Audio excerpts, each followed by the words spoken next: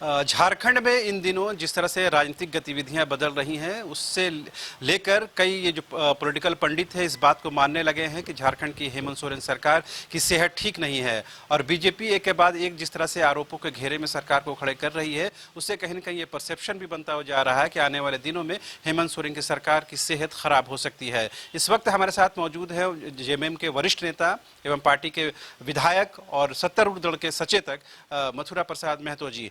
ये जो भी झारखंड की हवा में और ये फिजा में फैली हुई है कि जो सरकार है उसकी सेहत ठीक नहीं है, वो ज़्यादा दिनों के मेहमान नहीं है, एक के बाद एक खुद मुख्यमंत्री उनके विधायक घेरे मारे हैं, आप लोग कितने संतुष्ट हैं कि सरकार ठीक है और अपना कार्यकाल पूरा करेगी? देखिए, पूरी तरह से हेमंत सोरेन सरकार सुरक्षित है और सरकार के सेहत में ज़रा सा भी कुछ होने नहीं जा रहा, क्योंकि आंकड़ा हमारे साथ है और आंकड़ा जब हमारे साथ है तो सरकार भी हमारा होगा। और जिस दिन से माननीय हेमंत सोरेन जी का सरकार बना है उसी दिन से भारतीय जनता पार्टी के लोगों ने बोल रहा है कि ये सरकार नहीं चलेगा। भाई कैसे नहीं चलेगा? आंकड़ा जब मेरे साथ है तो सरकार क्यों नहीं चलेगा? और सरकार चल रहा है और आने वाला दिन भी चलेगा, पूरा कार्यकाल पूरा करेगा। ये जिस तरह एक के बाद मुख्यमंत्री खुद जो आरोपों के घेरे में आए हैं स्टोन लीज वाले मामले में, आपको लगता है कि मुख्यमंत्री जी से या सरकार से कुछ गलती हुई है, बाद में उसको सुधारा गया है? देखिए, ये सब तो जांच का विषय है, जांच चल रहा है, जांच होगा। लेकिन ये केंद्र सरकार हो चाहे भारतीय जनता पार्टी का, ये बराबर ये सोच इन लोगों का रहा है कि किसी भी राज्य में जो है गैर भाजपा सरकार का जो राज्य है उसको अस्त व्यस्त करने में इन लोग का पूरा शक्ति लगा देता है।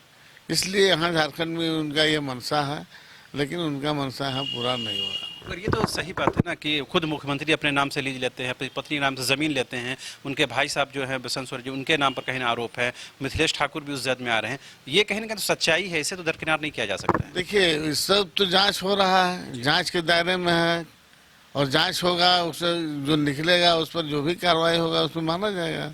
लेकिन हमारे कहना ये है कि इस तरह का प्रक्रिया उनके समझ, जैसे अभी ईडी का जो छापा हुआ जो अभी पूजा सिंह, तो पूजा सिंघल को पहले उनके राज्य में भी उनके समय में भी रघुवर सरकार में भी था, लेकिन उन लोगों ने क्लीन चिट दे दिया था। और आज देखिए हेमंत जी के सरकार में दूध का दूध पानी का पानी होगा।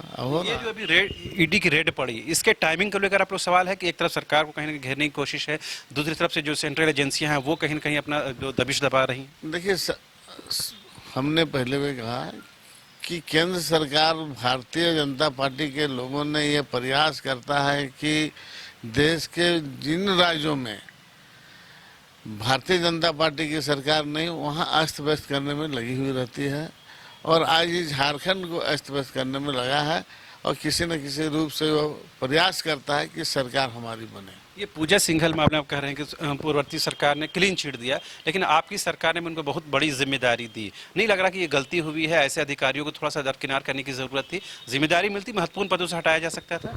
देखिए, अभी जब सामने आता है तो ये इनका मामला है, नहीं तो ऐसे आईएएस जितना भी हमारे यहाँ हैं इन लोग पूर्ववर्ती सरकार के समय भी रहे हैं और आज भी हैं।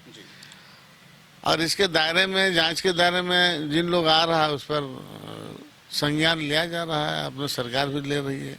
ये लगता है कि तमाम जो आईएएस आईपीएस संपत्तियों की जांच होनी चाहिए ताकि एक स्पष्टता सरकार की छवि भी खराब ना हो। ये तो पहले भी लोगों ने इसके पूर्ववर्ती सरकार चाहे ये भी सरकार ने कहा कि आईएएस आईपीएस और जनप्रतिनिधि सभी लोग का जो है अपना ब्यौरा दें और अपना, हम लोगों ने भी तो ब्यौरा दिया है, सभी लोगों ने दिया है, सबको देना भी चाहिए। आपकी सरकार ये चाहती है कि इस सरकार में कम से कम जो 2-2.5 साल बचा हो इसमें कम से कम ये क्लियर हो जाए, तमाम अधिकारियों की संपत्ति जो स्पष्ट हो जाए? अधिकारी क्यों, मैंने सबकी होनी चाहिए, जनप्रतिनिधियों की भी होनी चाहिए। अभी जो बाबूलाल प्रकरण की जो सुनवाई तेज हुई है, बीजेपी कह रही है कि आप लोग राजनीतिक विद्वेष के रूप में इसको आगे देख रहे हैं।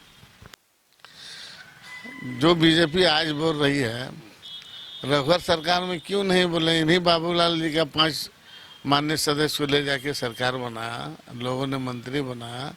उस समय इनको नहीं लग रहा था, 5 साल तक कोई फैसला तक इन लोगों ने नहीं दिया। हमारी सरकार में तो यह सुनवाई भी चल रहा है, उसमें तो कुछ भी नहीं हुआ, 5 साल बीत गया। ये नहीं लग रहा कि राजनीतिक प्रतिद्वंदिता से ये काम किया जा रहा है, ये या आपको ये लगता है कि नहीं जो कानूनी तरीके है उसी रूप में ये आगे बढ़ रहा है? देखिए, राजनीति तो भारतीय जनता पार्टी के लोगों ने किया, पूर्ववर्ती रघुवर सरकार ने, जो आज तक सुनवाई उन लोग करने में, हम लोगों ने तो सुनवाई कर रहे हैं और 2.5 साल अभी बीता है। हम लोगों ने तो कहा कि अगर मान लीजिए वो इस तरह का मामला दल बदल का नहीं है तो रिजाइन देके पुनः चुनाव करके आए और अपना रहे प्रतिपक्ष के नेता, क्यों मना कर रहा हूँ, फ्रेश हो जाए। अगर ये हो सकता है कि अगर सरकार की सेहत में वाकई कुछ आने वाले दिनों में परेशानी पैदा हो जाती है सर, या मुख्यमंत्री को कहीं न कहीं विधायकी पर आफत आ जाती है, तो क्या बी प्लान तौर पर आपने कुछ तैयारी की है या कुछ सोचा है आप लोगों ने?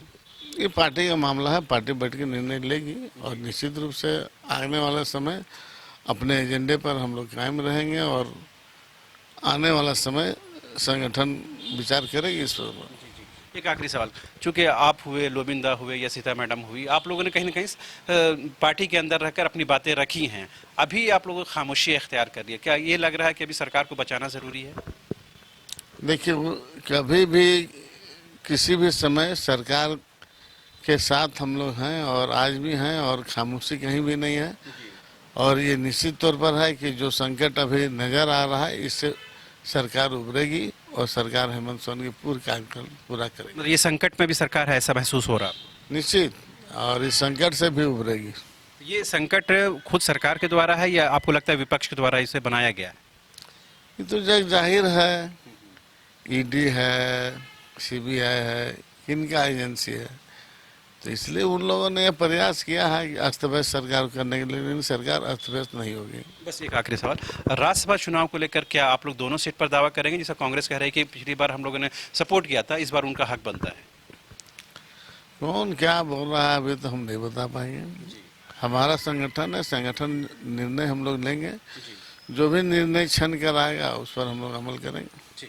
तो ये थे मथुरा प्रसाद महतो, जो जेएमएम के वरिष्ठ नेता एवं पार्टी के विधायक हैं। इन्होंने साफ तौर पर कहा कि वर्तमान हेमंत सोरेन की सरकार की सेहत को कोई खतरा नहीं है। जो संकट अभी आप देख रहे हैं ये चंद दिनों के मेहमान है, ये संकट जल्द ही दूर हो जाएगा और सरकार अपना जो बचा हुआ कार्यकाल है वो पूरा करेगी। साथ उन्होंने ये भी कहा कि जो बीजेपी है वो केंद्रीय एजेंसियों का मिसयूज़ करके सरकार को अस्थिर करने की कोशिश कर रही है, लेकिन भाजपा अपनी सोच में कहीं भी कामयाब नहीं होगी। कैमरा पर्सन हृदय के साथ रांची से न्यूज़ बाइस्कोप के लिए शहनवाज।